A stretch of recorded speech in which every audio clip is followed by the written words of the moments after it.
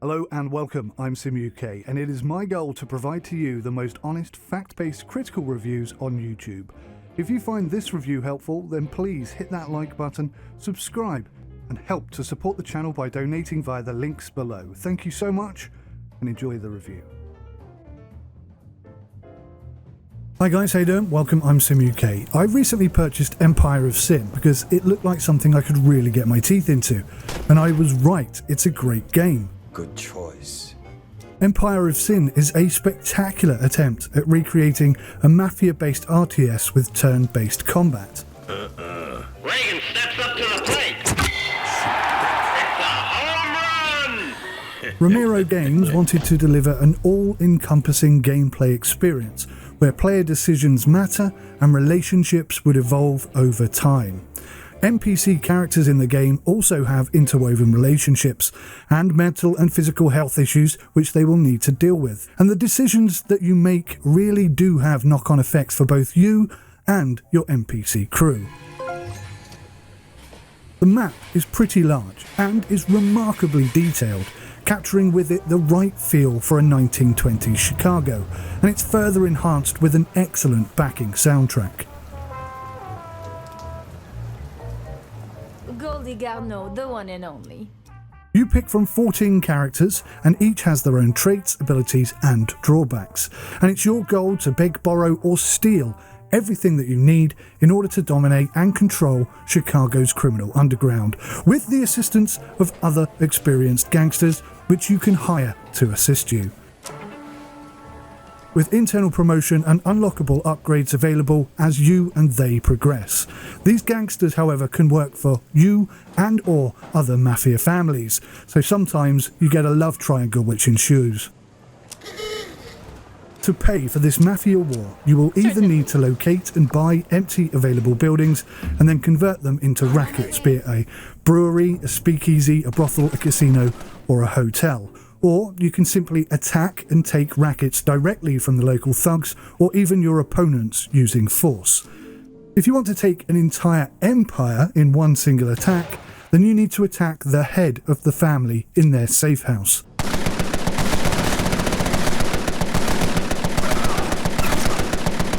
Now, if you're going to do this, I recommend that you take at least a few gangsters in your crew and some medical kits too. The odd explosive wouldn't go amiss either.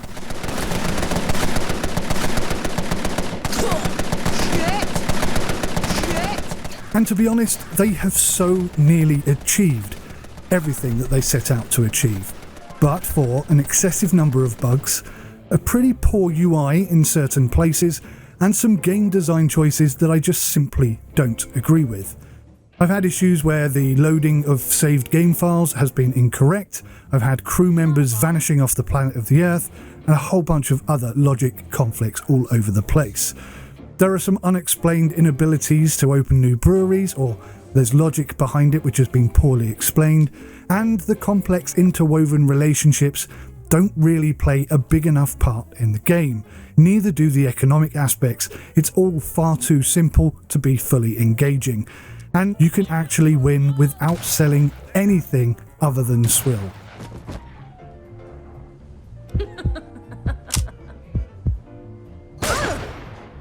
In all honesty, the interface behind managing all of these rackets is just too laborious.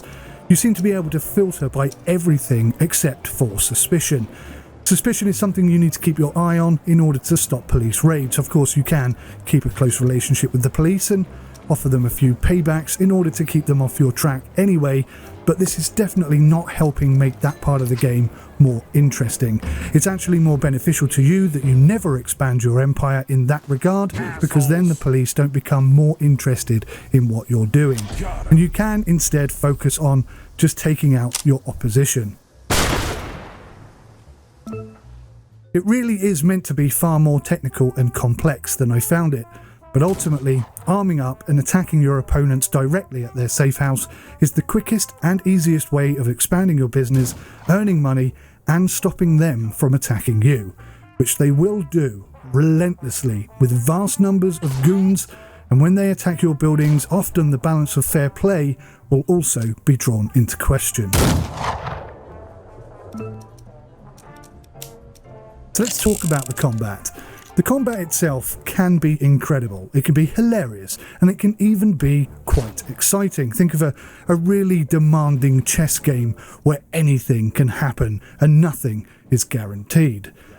But more often than not, it's frustrating and at times feels unbalanced, even to the point where it feels like the game is cheating. For example, if you have somebody cornered, even from multiple angles, you will still find that you miss them with every shot, but they tend to get theirs in. The enemy also have so many explosives available to them, and they are way too accurate, plus they can be thrown, in my opinion, far too far. And the only place where you can buy things like this are on the black market, where pretty much every week everything is sold out. Another essential are medical kits and bandages, but you can never buy enough. You can only buy 2 a week. And for some reason, you cannot make bandages, which is very silly, something I think they should consider changing. There's also a grappling hook thing that you throw out, and like Mortal Kombat, you get a "get over here" scenario going on, and quite literally, this is massively overpowered.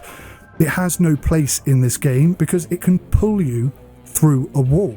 It can drag you for 30, 40 or 50 feet. If they're going to keep it, fine, keep it. If it's in keeping with the time, then I'm quite happy to keep it. But let's make it so that the grappling hook cannot pull you through a wall. And let's say that it's only effective over a 2 square distance. I think that would make a massive, massive improvement to the game.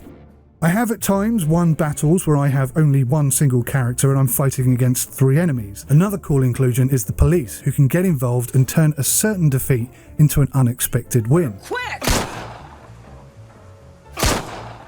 Taking you to the big house. Other factions in the vicinity can also get involved in a battle, making it a bit of a free-for-all, depending on who is aligned with who, of course, so that can work in your favour or dramatically against you. And even the local thugs can't help but get involved too, although they tend to get in the way of the bullets more than anything else.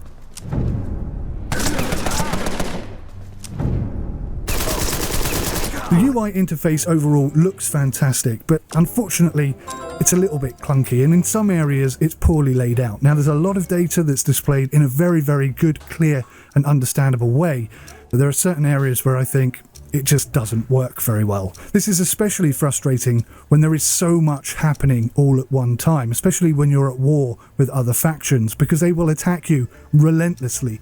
One battle finishes, you've got 5 seconds, another one starts. You cannot actually do anything, and it can get a bit frustrating. When you're in combat, you'll find that you cannot click on targets very easily, and the same applies when you're trying to move to a particular square. Sometimes there's something on the square or something in front of you and you just cannot click on it. This causes misclicks, and misclicks have cost me a lot of battles because I've accidentally moved to an area where I don't want to move, or fired at somebody, or performed some action that I never intended to do. Healing is another area where things can go horribly wrong. For example, if you're trying to heal yourself and you click on heal yourself, your character may actually run across the line of fire, take another bullet shot against them, and heal one of your other teammates, even if they've already got full health. The AI, I've also noticed, heal themselves even though they've got 100% health, so the whole health thing seems to be a little bit broken.